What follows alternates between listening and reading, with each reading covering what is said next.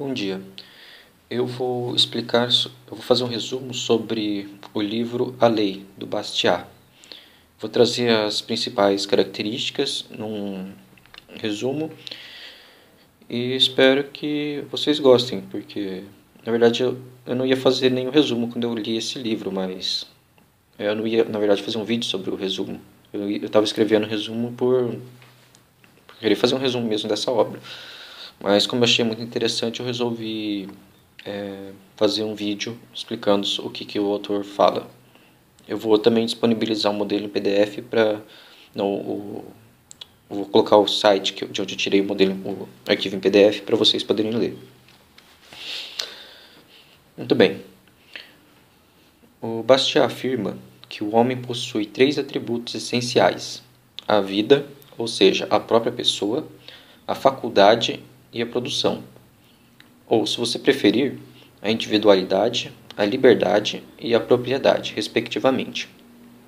Essas características só podem ser compreendidas em conjunto, a faculdade como um prolongamento da individualidade e a propriedade como extensão da faculdade. Esses elementos são anteriores à lei e são o motivo que levam os homens a as criarem. Deus nos deu tanto a vida quanto o direito natural de preservá-la. A força não nos foi dada para destruir, mas para preservar. O homem se defende. Vários homens se organizam para se defenderem e criam leis para isso. A lei só pode fazer o que as forças individuais fazem: garantir pessoas, liberdades e propriedades, manter os direitos, fazer reinar a justiça. Nas palavras de Bastiat, a lei é a justiça organizada e não a organização de qualquer outra atividade humana. A perversão da lei, ou seja, seu uso para destruir o que deveria preservar, possui duas causas: a ambição estúpida e a falsa filantropia. Vou falar primeiro da ambição estúpida. O homem, além de desenvolver a partir de seu próprio esforço, também deseja viver e prosperar à custa dos outros. A propriedade emana do trabalho. A expoliação emana da apropriação das faculdades do semelhante. A lei, para proteger a propriedade da expoliação, deveria tornar mais fácil a primeira do que a segunda. Por muitas vezes serem os pequenos grupos que criam as leis, eles as submetem ao seu poder, pervertendo-as segundo suas ambições. Tornam a individualidade em escravidão, a liberdade em opressão, a propriedade em expoliação. Pelo natural direito de defesa, os grupos expoliados buscam se protegerem por dois caminhos: ou acabar com a expoliação, ou participar dela. Malditos aqueles que buscam a expoliação universal, a expoliação de todos contra todos, e não a ausência desta violação. O resultado é a contradição entre a lei e a moral. A lei defendendo a expoliação e a moral sendo contra a expoliação. As sociedades humanas precisam tanto da lei quanto da moral, e quando precisam escolher entre as duas, acabam se corrompendo. A lei possui um invólucro de legitimidade, e quem se engana por tal disfarce acaba por acreditar que a justiça emana da lei. Tal perversão também enseja uma preponderância exagerada de paixões e lutas políticas. Um exemplo é o sufrágio universal. A restrição do sufrágio repousa na alegação da incapacidade.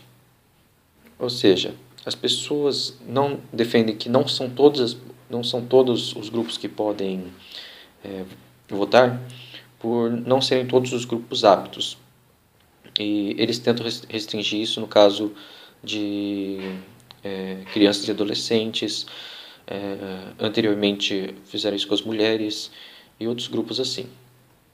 Essa incapacidade é muito importante, pois não é o eleitor sozinho que sofre com o próprio voto, mas seu voto acaba afetando todas as pessoas. O autor afirma que a discussão sobre o sufrágio perderia sua importância se a lei simplesmente fosse o que deveria ser, apenas o obstáculo às opressões e expoliações.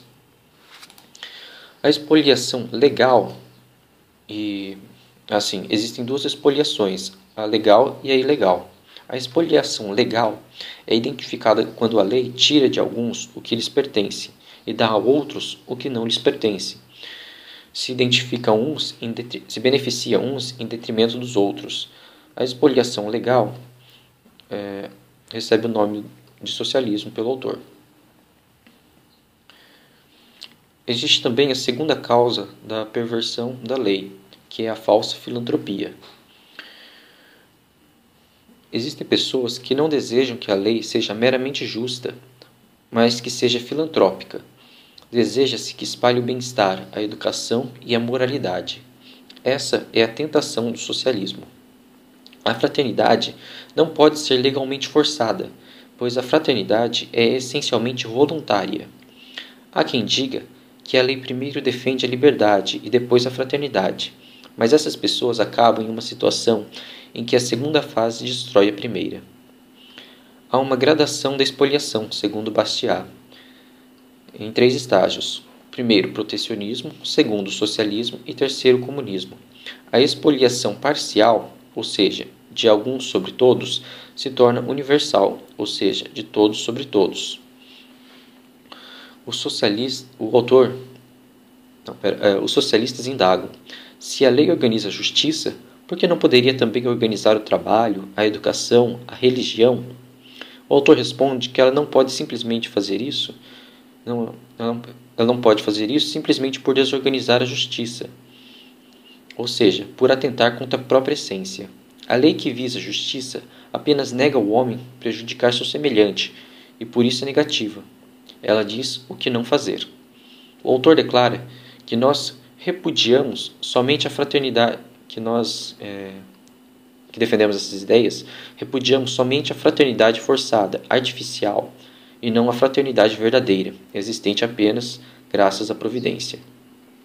Os socialistas confundem o governo com a sociedade, levando a acusar-nos de querer que a sociedade passe fome porque recusamos que a cultura de trigo seja feita pelo Estado, ou acusam-nos de sermos contra a educação por posicionarmos-nos contra a educação ofertada pela estatização da educação.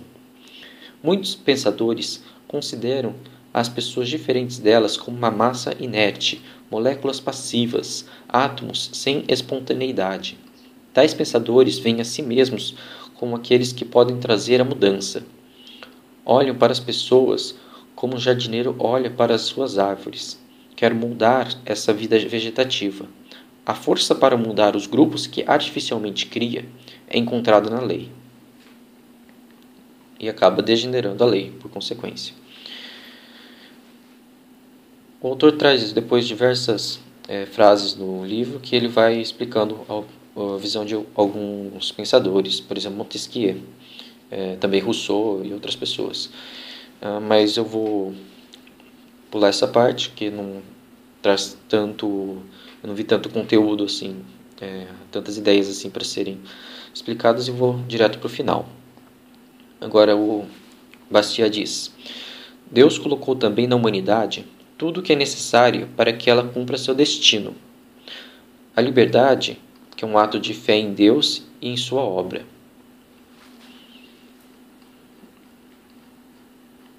E acho que é mais ou menos isso o resumo. Esse vídeo ficou, em relação aos outros, bem curto. Eu espero que gostem. Por favor, comentem, curtam. E é isso. Digam se gostaram e tudo mais. Acessem o link. É isso. Obrigado.